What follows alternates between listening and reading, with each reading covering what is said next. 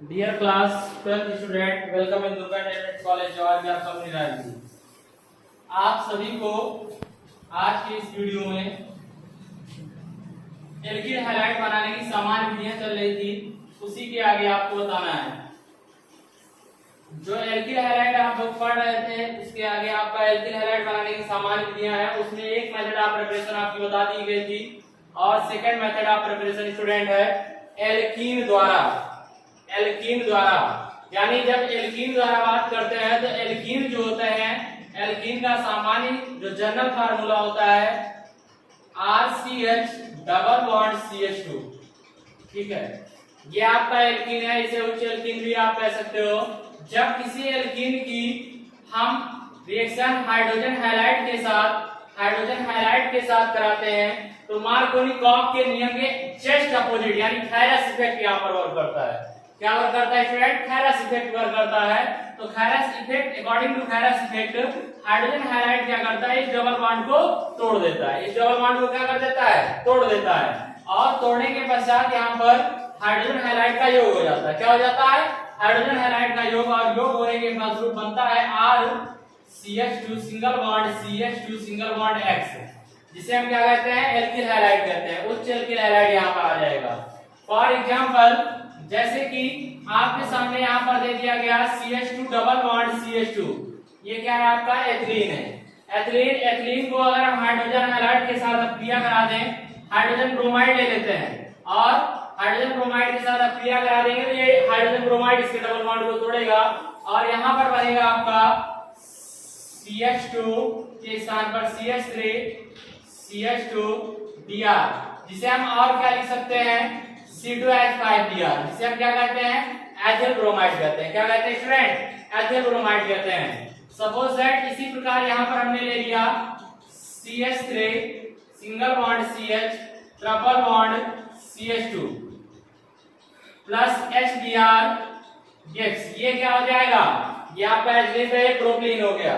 ठीक है, जब प्रोपीन की हम अपक्रिया कराते हैं, प्रोपीन की अपक्रिया कराते हैं हाइड्रोजन ब्रोमाइड के साथ तो आपका प्रोपिल ब्रोमाइड प्राप्त होता है। क्या प्राप्त होता है?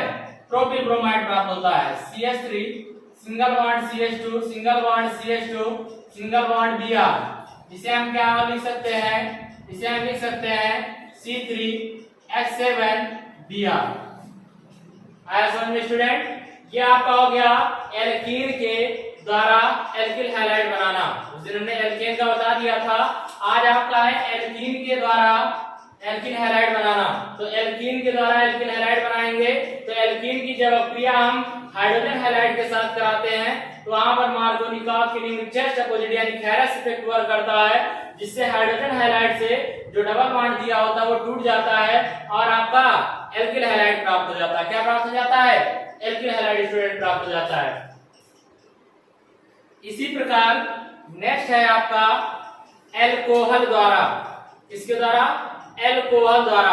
अब एल्कोहल में देखना कई रिएक्शंस आएंगे यहाँ पर। जनरल मेथड ऑफ प्रिपरेशन में कई टाइप्स के रिएक्शन है एल्कोहल में। ठीक है, तो जो एल्कोहल में है पहली रिएक्शन वो हाइड्रोजन हैलाइड है। कौन सी रिएक्शन है स्टूडेंट? हाइड्रोजन हैलाइड है आपकी। तो हाइड्रोजन हैलाइड है यानी एल्कोहल की हाइड्रोजन हैलाइड के साथ क्रिया द्वारा, एल्कोहल की हाइड्रोजन हैलाइड के साथ क्रिया द्वारा।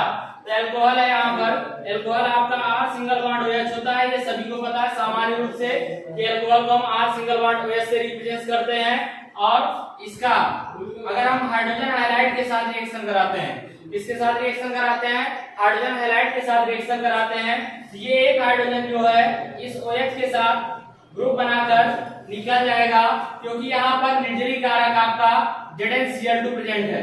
कौन सा प्रेजेंस है यहाँ पर? निर्जलीय कारक ZnCl2 प्रेजेंस है, जिसके कारण यहाँ पर जल आपका क्या हो जाएगा? बाहर। जल आपका H2O बाहर निकल गया, बचा क्या आपके पास? R सिंगल बॉन्ड X, और RX जो होता है वो स्टूडेंट क्या होता है? एल्किल हैलाइड होता है। RX क्या होता है आपका? एल्किल हैलाइड होता है। अब यहाँ पर किसी भी प्रकार का अल्कोहल ले लीजिए आप और यहाँ पर किसी भी प्रकार का आप हैलाइड ले सकते हैं। ऐसा नहीं है कि यहाँ पर अल्कोहल आप जो हम बताएंगे वही, आपको जो मन में है वो ले सकते हो। मानिए सपोज दैट आपने ले लिया यहाँ पर मेथिल अल्कोहल CH3OH और आपने अक्रिया करा दिया है Cl हाइड्रोक्लोरिक अम्ल के साथ, और वही प्रेजेंटेशन जिंक क्लोराइड की प्रेजेंटेशन में अक्रिया करा देते हो, तो यहाँ पर बनेगा क्या आपका CH3Cl प्लस H2O। इसी प्रकार नेक्स्ट स्टूडेंट जैसे C2H5OH है आपका, और आपने अक्रिया करा दिया HBr के साथ में, और जिंक क्लोराइड की प्रेजेंटेशन आ गई, तो यहाँ पर आपका बनेगा C2H5OH sorry C2H5Br plus H2O। अब स्टूडेंट आपको वर्कआउट करना, जैसे हम एक रिएक्शन यहाँ पर जनरल मेथड की बता देते हैं, तो कम से कम 10 रिएक्शन इसकी जरूर बनाइए आप।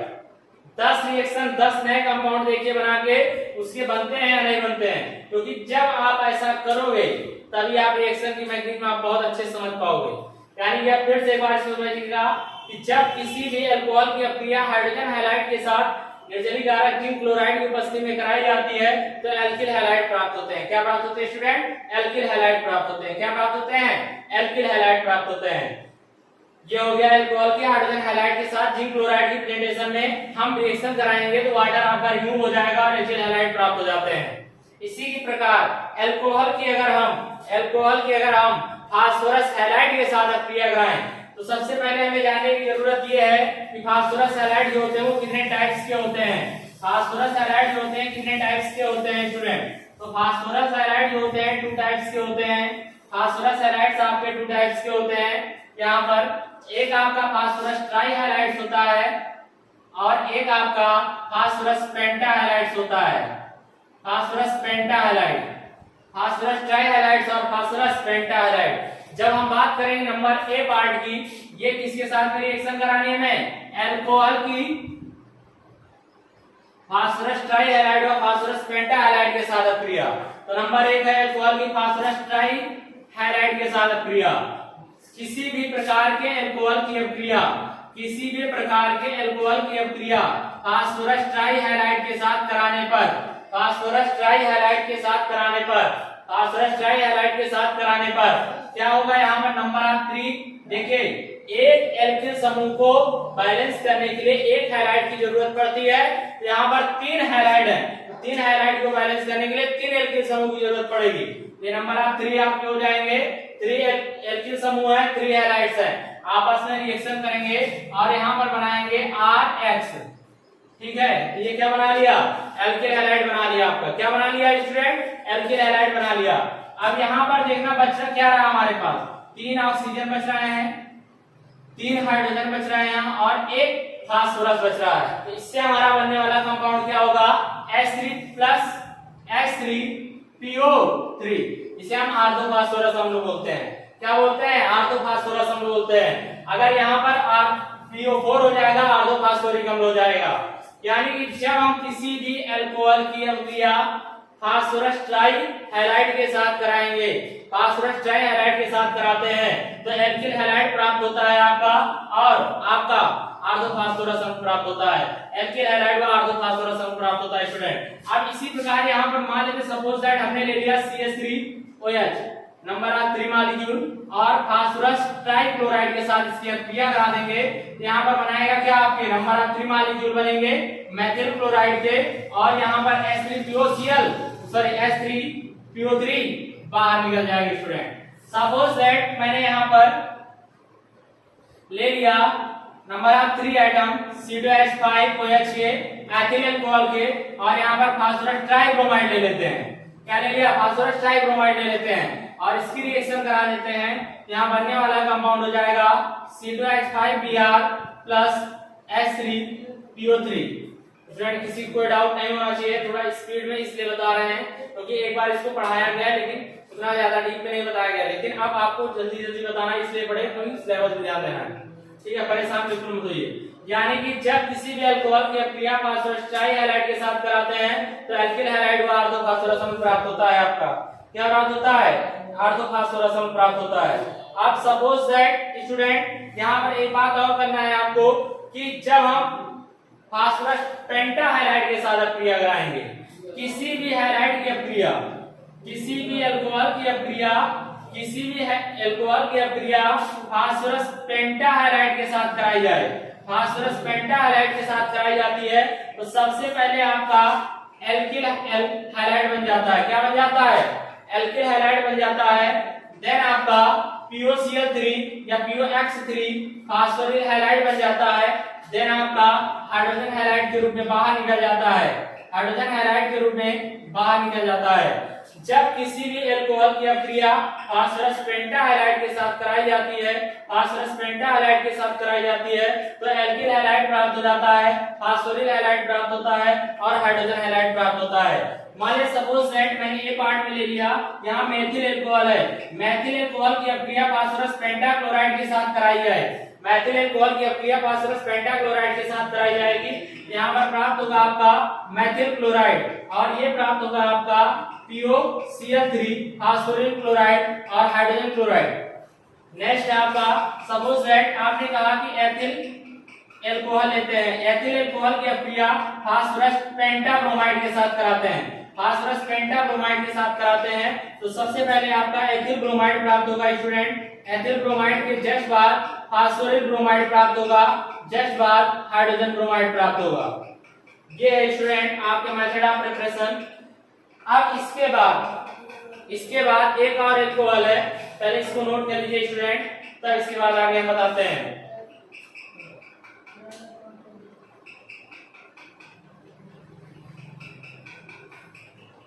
चलिए ध्यान दीजिएगा स्टूडेंट, इसके बाद नेक्स्ट आता है आपका थायोनिल क्लोराइड या थायोनिल हैलाइड।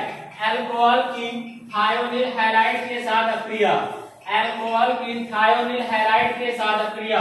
अब अल्कोहल की थायोनिल हैलाइड के साथ जो अभिक्रिया यहाँ पर बताई जा रही है, इसे एक नेम दिया जाता है नेमिंग रिएक्शन के रूप में। यहाँ से नेमिंग रिएक्शन के लिए एक अलग कॉपी बना लीजिए और उसमें लिखते चलिए नेमिंग रिएक्शन है डार्जेन अभिक्रिया।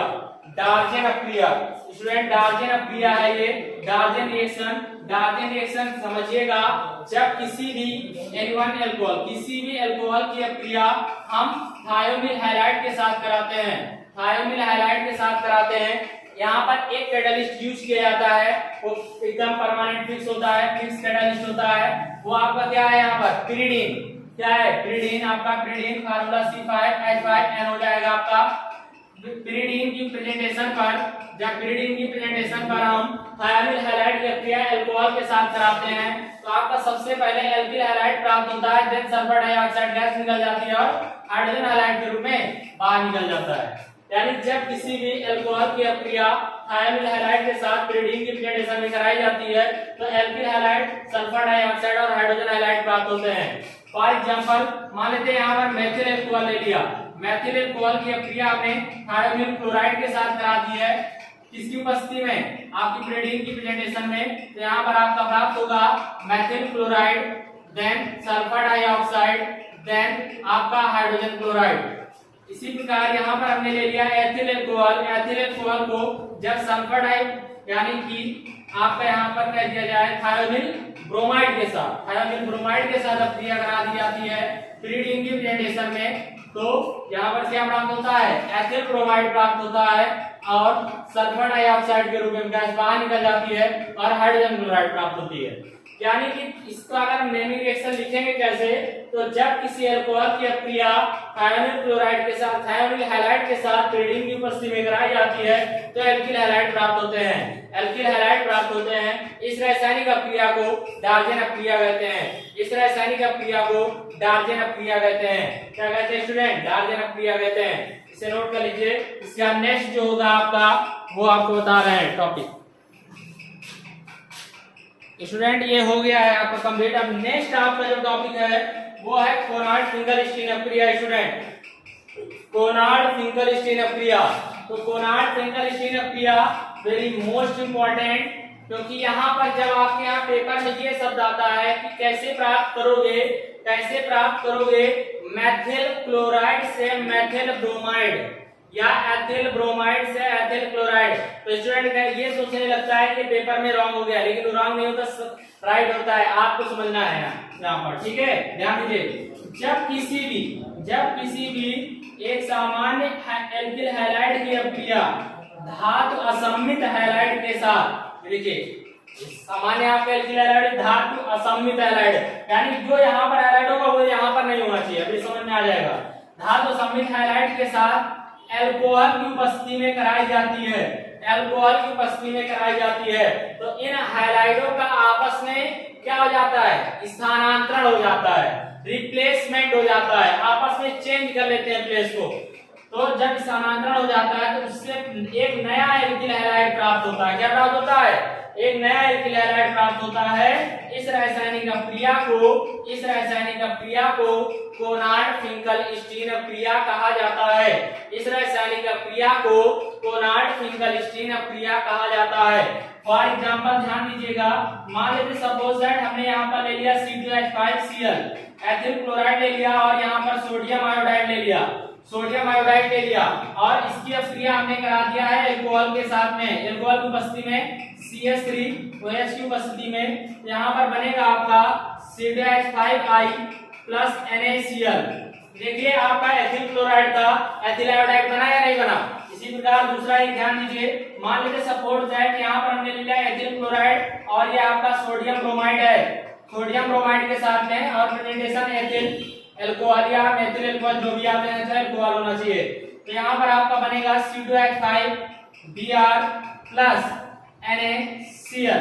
देखिए क्या कंपाउंड बनके तैयार हुआ कि नहीं, एथिल क्लोराइड से एथिल ब्रोमाइड। तो इस रासायनिक क्रिया को स्टूडेंट क्या कहते हैं, इस रासायनिक क्रिया को आपको हमेशा के याद कर लीजिए कोनार्ड फिंकल स्टीन क्रिया कहा जाता है।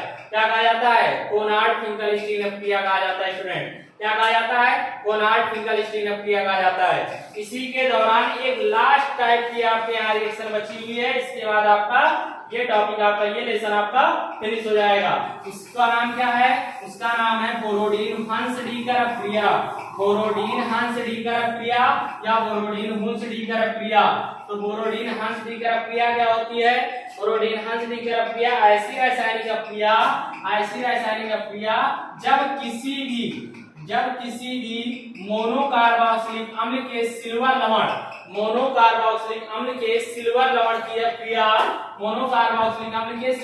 की क्रिया किसी भी हैलाइड के साथ कार्बन टेट्राक्लोराइड की प्रेजेंटेशन की उपस्थिति में कराई जाती है तो आपका एल्किल हैलाइड प्राप्त होता है, कार्बन डाइऑक्साइड बाहर निकल जाता है और धातु हैलाइड के रूप में सिल्वर हैलाइड निकलता है। इस रासायनिक क्रिया को बोरोडीन हंसडीकर क्रिया कहा जाता है। यानी कि जब किसी भी मोनोकार्बोक्सिलिक अम्ल के सिल्वर लवण की क्रिया किसी भी हैलाइड के साथ कार्बन टेट्राक्लोराइड की उपस्थिति में कराई जाती है तो एल्किल हैलाइड कार्बन डाइऑक्साइड व सिल्वर हैलाइड प्राप्त होते हैं। इस रासायनिक क्रिया को स्टूडेंट क्या कहते हैं, बोरोडीन हंसडीकर क्रिया कहते हैं। नेक्स्ट आपका स्टूडेंट यहाँ पर आता है कि जब किसी भी यहाँ पर जैसे मान लिया आपने ले लिया CH3COOAG, यहाँ पर सिल्वर एसीटेट की क्रिया ब्रोमीन के साथ करा दिया जाए CCl4 की प्रेजेंटेशन पर तो बनेगा आपका CH3Br plus AgBr plus CO2। कोई दिक्कत स्टूडेंट किसी को नहीं होनी चाहिए। और इसी के साथ आपके जो general method of preparation alkyl halide के हैं, एल्किल हैलाइड की जनरल ऑफ मेथड प्रिपरेशन है वो आपकी फिनिश हुई। अब इससे ज्यादा एल्किल हैलाइड की जनरल ऑफ मेथड आपको नहीं मिलेंगी स्टूडेंट। और इतना अगर आप कंप्लीट कर लेते हैं ये मान के चलिएगा आपको एल्किल हैलाइड पढ़ने में कहीं पर कोई प्रॉब्लम नहीं होगी। Thank you class, it's sufficient today. आप सभी को कल मिलेंगे एक नए वीडियो के साथ, एक नए अंदाज में। It's sufficient.